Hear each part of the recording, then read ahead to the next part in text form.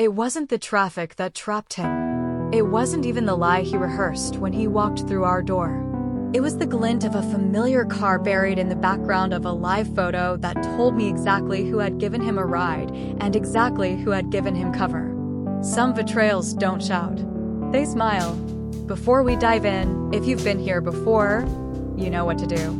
Like this video and hit subscribe. It's a small click, but it makes a real difference. And if you're new here, welcome. I'm glad you found this one. Now, let's begin. It wasn't the traffic that betrayed him. It was the small reflection in the background of a live photo. My husband Chris, looking mildly irritated, snapped a quick selfie from the passenger seat. Still stuck, he wrote beneath it, complete with a rolling eyes emoji. But behind his shoulder, blurred yet unmistakable, I saw the sleek silver hood of Rebecca's car. My friendly neighbor, my jogging partner, the woman who'd watered my plants when I visited my mother last month. My heart stilled, tightening like a hand wrapped slowly into a fist. Rebecca, not an Uber, not a coworker. Rebecca, whose laugh echoed regularly through my kitchen. Whose favorite coffee mug sat in my dishwasher right now. She joked about swapping lives whenever she came over for wine, her eyes hesitating briefly on Chris when she thought I wasn't looking. I sat quietly at the dining table, the phone screen darkening as my pulse quickened. This wasn't rage. This was sharper, deeper. Cold understanding sliced through the fog in my chest. Traffic hadn't trapped my husband. He was exactly where he wanted to be. And Rebecca, smiling, helpful Rebecca, had made it possible. They arrived home almost simultaneously, tires crunching on gravel driveways just a moment apart. Chris breezed through the door, tossing his keys casually onto the counter. Traffic was brutal, he sighed, pressing a quick, thoughtless kiss to my cheek. Seems that way, I said evenly, ignoring the slight shake of my fingertips as I stirred my tea. Outside, Rebecca lingered near the mailbox, pretending to shuffle through envelopes, her gaze drifting casually toward our window. She waved when our eyes met, smiling broadly, playing the familiar neighbor with practiced ease. The audacity burned under my skin. The next morning, as if drawn by fate itself, Rebecca was at my door with an apology wrapped in kindness. She held out a small paper bag from our favorite bakery, an offering disguised as thoughtfulness. Heard Chris got stuck pretty badly last night, she said, her voice perfectly steady, effortlessly sincere. Saw him at that awful intersection on Pine. Poor guy. I hadn't asked her for an alibi.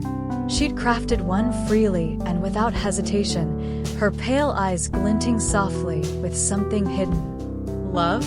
Possession? Hunger?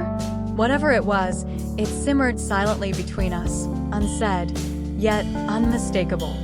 Yeah, I replied, meeting her gaze with equal steadiness, a half smile edging onto my lips. Thanks for looking out. Rebecca smiled back, relieved and unsuspecting, entirely blind to the dark certainty that had crystallized in my chest overnight. I wasn't angry. I was calm, dangerously clear. I now had 2 targets and every intention of taking my time. By the weekend, my plan was already in motion. I watched Rebecca stroll back to her driveway, her ponytail bouncing lightly as if nothing in the world could touch her. She'd left the bakery bag on my counter like an innocent gift, but its sweetness tasted bitter now. Each bite fueled something quieter and colder inside me. I didn't touch the pastry.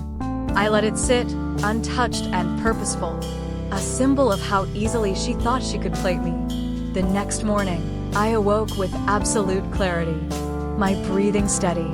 The anger from yesterday had cooled into something far more controlled. Betrayal is a knife, but revenge done right is surgical. There was no room for impulsiveness, only patience and precision. Over coffee, I began assembling my silent arsenal.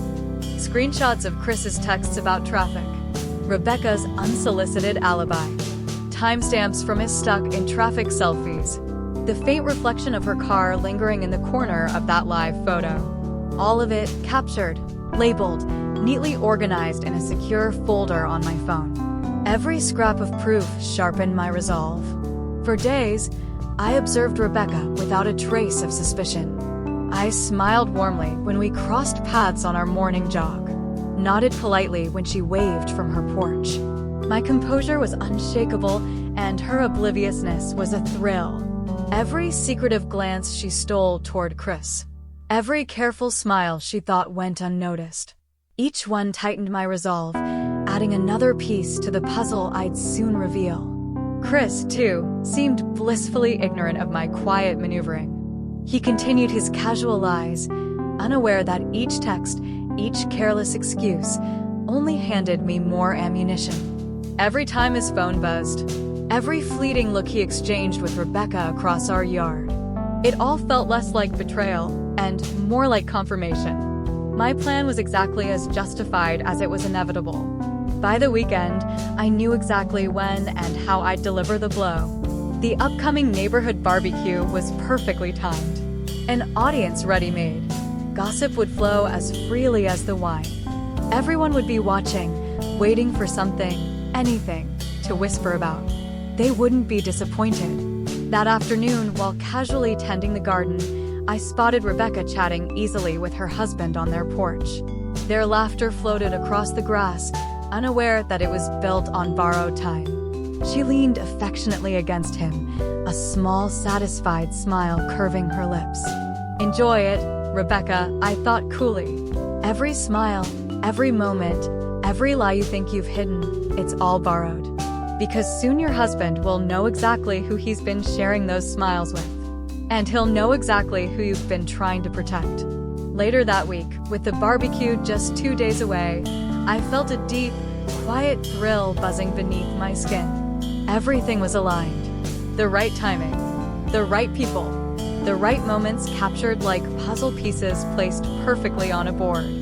I had moved from careful planning into subtle execution, never alerting Rebecca, never hinting to Chris. My smile remained calm, my eyes clear. At night, while Chris slept peacefully beside me, I meticulously double-checked the evidence folder.